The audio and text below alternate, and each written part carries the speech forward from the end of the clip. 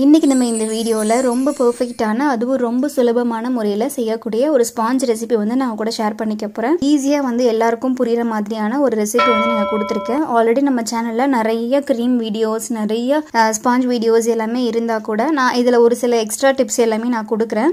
So இந்த video வந்து ஒரு ஸ்பாஞ்ச் வந்து எனக்கு பெர்ஃபெக்ட்டாவே வரவே மாட்டேங்குது, நான் எவ்வளவு டைம் செஞ்சாலும் ரொம்ப சொதப்புது அப்படின்ற மாதிரி பர்சன்ஸ் எல்லாம் இந்த மெஷர்மெண்ட் நீங்க இப்படியே எக்ஸாக்ட்டா ஃபாலோ பண்ணி நீங்க கேக் பேக் பண்ணி எடுங்க. உங்களுக்கு 100% நல்ல சாஃப்டான ஒரு ஸ்பாஞ்ச் கேக் வந்து கிடைக்கும். பேக்கிங் பொறுத்த வரைக்கும் உங்க எல்லாருக்குமே தெரிஞ்சிருக்கும், மெஷர்மெண்ட் வந்து ரொம்ப இம்பார்ட்டன்ட். ஒரு கப்பு மைதான்னு சொல்லிட்டு எல்லா இடங்களிலும் நீங்க பார்த்திருப்பீங்க. ஈவன் நம்ம சேனல்ஸ்ல கூட ஒரு கப்பு மைதான்னு சொல்லி நான் சொல்லியிருப்பேன். ஸோ ஒரு கப்பு மைதா டைரக்டாவே நீங்க எடுக்கக்கூடாது. ஸோ இந்த மாதிரி நான் வீடியோல காமிச்சிட்டு இருக்க மாதிரி நல்லா லெவல் பண்ணி எடுத்துக்கணும். ஸோ இந்த மாதிரி நல்லா லெவல் பண்ணி எடுத்த மைதாவை ஒரு மிக்சிங் பவுலுக்குள்ள ஆட் பண்ணிக்கிறேன். அடுத்து வந்து பேக்கிங் பவுடர் வந்து ஒரு டீஸ்பூன் வந்து எடுத்துக்கணும். நான் யூஸ் பண்ணுறது வந்து விக்ஃபீல்டு பேக்கிங் பவுடர் தான். ரொம்ப நாளாவே வந்து இந்த விக்ஃபீல்டு பேக்கிங் பவுடர் வந்து நான் யூஸ் பண்ணிட்டு இருக்கேன். உங்களுக்கு எது வந்து கிடைக்குமோ அந்த பேக்கிங் பவுடர் வந்து நீங்கள் யூஸ் பண்ணிக்கலாம். கரெக்டாக ஒரு டீஸ்பூன் எடுத்துக்கோங்க. நெக்ஸ்ட் பிஞ்ச் ஆஃப் சால்ட் வந்து இது கூடயே ஆட் பண்ணிக்கணும். உப்பு வந்து ரொம்ப போட வேணாம், கொஞ்சம் ஒரு பிஞ்ச் வந்து நீங்கள் ஆட் பண்ணிக்கிட்டா போதும். இது மூணுத்தையும் நல்லா மிக்ஸ் பண்ணிட்டு நல்லா 2-3 வாட்டி நல்லா சலிச்சு எடுத்துக்கோங்க. இதுல பேக்கிங் சோடா வேண்டாமான்னு கேட்டீங்கன்னா பேக்கிங் சோடா வந்து நமக்கு தேவைப்படாது. அவ்வளவுதான், இது 2-3 வாட்டி நல்லா சலிச்சாச்சு. நெக்ஸ்ட் வந்து நான் பேட்டர் ப்ரிப்பேர் பண்றதுக்கு முன்னாடி ஓடிஜி வந்து நான் ப்ரீஹீட் போட்டுக்கிறேன். ஸோ 15 நிமிஷம் நான் ப்ரீஹீட் போட்டிருக்கேன். ஸோ கரெக்டாக எனக்கு ஓடிஜியில் வந்து பெல் அடிக்கும் போது என்னுடைய பேட்டரும் இங்கே ப்ரிப்பேர் ஆகி கிடைக்கும். நெக்ஸ்ட் முட்டை பார்த்தீங்கன்னா நல்ல ஒரு மீடியம் சைஸ் முட்டையாக இருந்துச்சுன்னா நல்லாயிருக்கும். ரொம்ப சின்ன சைஸ் எக்கெல்லாம் ஆட் பண்ணிங்க அப்படின்னா உங்களுக்கு வந்து ரைசிங் கொஞ்சம் கம்மியாக தான் இருக்கும். ஸோ அதனால நல்ல ஒரு மீடியம் சைஸில் எக்கோ இல்லை நல்ல ஒரு லார்ஜ் சைஸ் எக்கோ எடுத்தால் கூட பரவாயில்ல. ஸோ ஒரு 4 முட்டை வந்து எடுத்துக்கோங்க. அது கூட வந்து ஒரு டீஸ்பூன் அளவுக்கு வெண்ணிலா எசன்ஸ் வந்து ஆட் பண்ணிக்கிறேன். இது நல்ல ஒரு ஃப்ளேவராக இருக்கும்.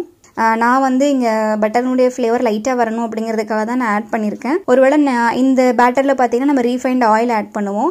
நீங்கள் ரீஃபைண்ட் ஆயிலுக்கு பொதுவாக மெல்டட் பட்டர் மாதிரி ஆட் பண்ண போகிறீங்க அப்படின்னா இந்த பட்டர் எசன்ஸை நீங்கள் தாராளமாக ஸ்கிப் பண்ணிக்கலாம்.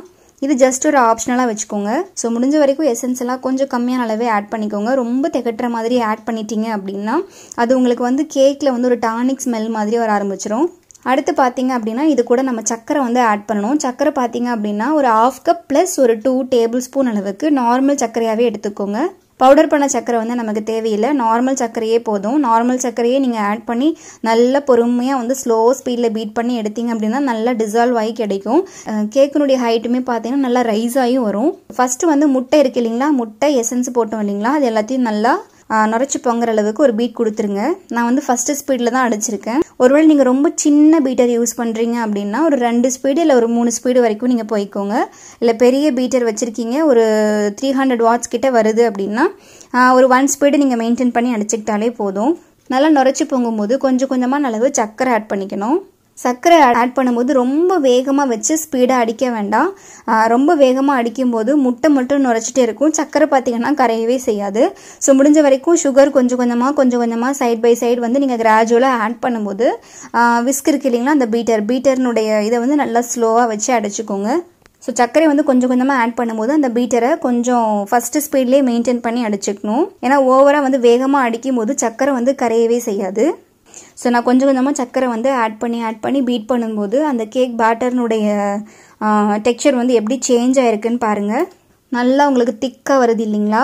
ஒருவேளை உங்களுக்கு இந்த மாதிரி முட்டை நல்ல ஒரு கெட்டியான பேட்டர் மாதிரி ஒரு நல்ல ஒரு கன்சிஸ்டன்சி உங்களுக்கு ஃபார்ம் ஆகலை அப்படின்னா அது வந்து கண்டிப்பாக முட்டை மேலே தான் கம்ப்ளைண்ட்ஸாக இருக்கும். நீங்கள் வந்து ஃப்ரெஷ்ஷான முட்டை யூஸ் பண்ணியிருக்க மாட்டீங்க. ஸோ நல்ல ஒரு குவாலிட்டியான எக்காக இருக்குது அப்படின்னா கண்டிப்பாக இந்த மாதிரியான ஒரு கன்சிஸ்டன்சிக்கு வரும். எல்லாத்தையுமே ஆட் பண்ணி சக்கரை நல்லா கரையிற அளவுக்கு பீட் ஆனதுக்கு அப்புறமா நமக்கு நல்லா ஒயிட் கலரில் சேஞ்ச் ஆகி வரும்.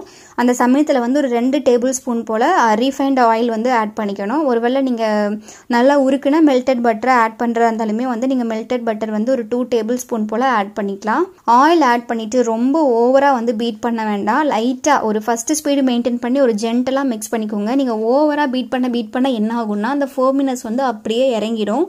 நம்ம எவ்வளோ தூரம் வந்து முட்டையில் இருக்கிற அந்த ஃபோமினஸை நல்லா குறைக்காம அதை டவுன் பண்ணாமல் நம்ம பேட்டர் அடிக்கிறோமோ அந்த அளவுக்கு வந்து கேக்கும் நல்லா சாஃப்டாக மாறி கிடைக்கும். இப்போ பாருங்க, நான் ரீஃபைண்ட் ஆயிலில் ஆட் பண்ணி ஒரு மிக்ஸ் கொடுத்ததுக்கு அப்புறமா இந்த விஸ்க் அட்டாச்மெண்ட்டை ரிமூவ் பண்ணிட்டு பேட்டர் நான் உங்களுக்கு மிக்ஸ் பண்ணிட்டு காமிக்கிறேன். இப்போ பாருங்க, நம்ம சைட் பை சைடு வந்து நம்ம முன்னாடியே ரெடி பண்ணி வச்சிருந்த மாவு இருக்கு இல்லைங்களா, அதை கொஞ்சம் கொஞ்சமாக நம்ம ஆட் பண்ணி ஒரு மிக்ஸ் கொடுத்துட்டோம் அப்படின்னா கேக் பேட்டர் வந்து ரெடி ஆயிரும். ஸோ கரெக்டாக சென்டரில் ஆட் பண்ணிக்கோங்க. சென்டரில் ஆட் பண்ணி ஒரு ஸ்பேச்சுலாவோ இல்லை ஒரு விஸ்கோ யூஸ் பண்ணி நல்லா இந்த மாதிரி ஒரு பொறுமையாக ஜென்டலாக ஒரு மிக்ஸ் வந்து கொடுக்கணும். ஸோ பிகினராக இருக்கவங்க வந்து விஸ்க் யூஸ் பண்ணிக்கோங்க. ரொம்ப நல்ல ஒரு ஆப்ஷன். ஒரே டைரக்ஷனில் ஒரே மாதிரி சுற்றி ஜென்டலாக மிக்ஸ் பண்ணிங்க அப்படின்னா உங்களுக்கு சூப்பராக வந்து கேக் ஸ்பாஞ்ச் வந்து கிடைக்கும்.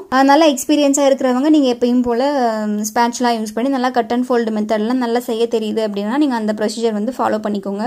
சென்டரில் மாவு ஆட் பண்ணி ஜென்டலாக ஒரு மிக்ஸு. இது கூட பார்த்தீங்கன்னா நீங்கள் பால், தண்ணி இது மாதிரி லிக்விட் ஐட்டம்ஸ் நீங்கள் எதுவுமே இது கூட ஆட் பண்ணவே தேவையில்லை.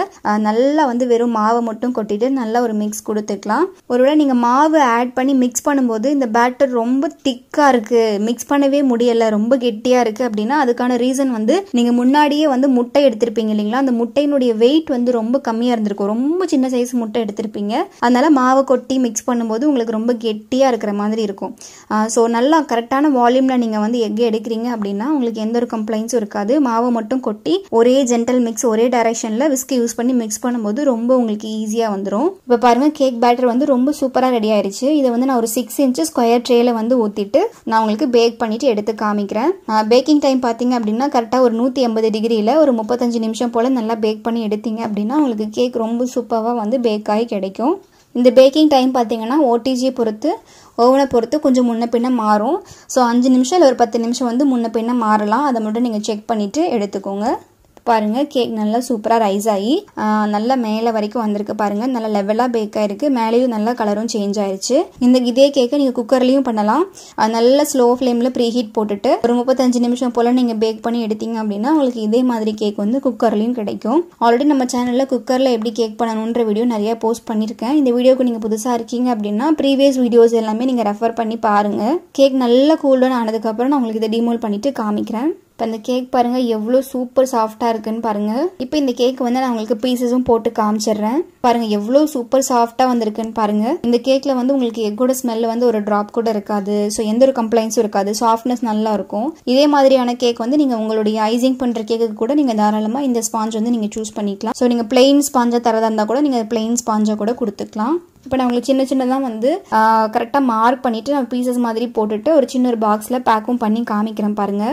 ஸோ இதே மாதிரி வந்து உங்களுக்கு சாக்லேட் ஸ்பாஞ்ச் வேணும் அப்படின்னாலும் கீழே வந்து கமெண்ட்டில் ஷேர் பண்ணுங்கள். நான் முடிஞ்ச வரைக்கும் சீக்கிரமாகவே சாக்லேட் ஸ்பாஞ்சும் நான் அப்லோட் பண்ணி ட்ரை பண்ணுறேன். இந்த வீடியோவுக்கு நீங்கள் புதுசாக இருக்கீங்க அப்படின்னா நம்ம சேனலில் பேக்கிங் வீடியோஸ் நிறைய போஸ்ட் பண்ணிகிட்டே இருக்கோம். நீங்கள் பேக்கிங்கில் ரொம்ப ஆர்வமாக இருக்கீங்க அப்படின்னா நம்ம சேனல் கண்டிப்பாக உங்களுக்கு வந்து பயனுள்ளதாக இருக்கும். அண்ட் எனக்கும் நம்ம சேனலுக்கும் எப்பயுமே சப்போர்ட் பண்ணிகிட்டு இருக்கோம் உங்கள் எல்லாருக்குமே தேங்க்யூ ஸோ மச்.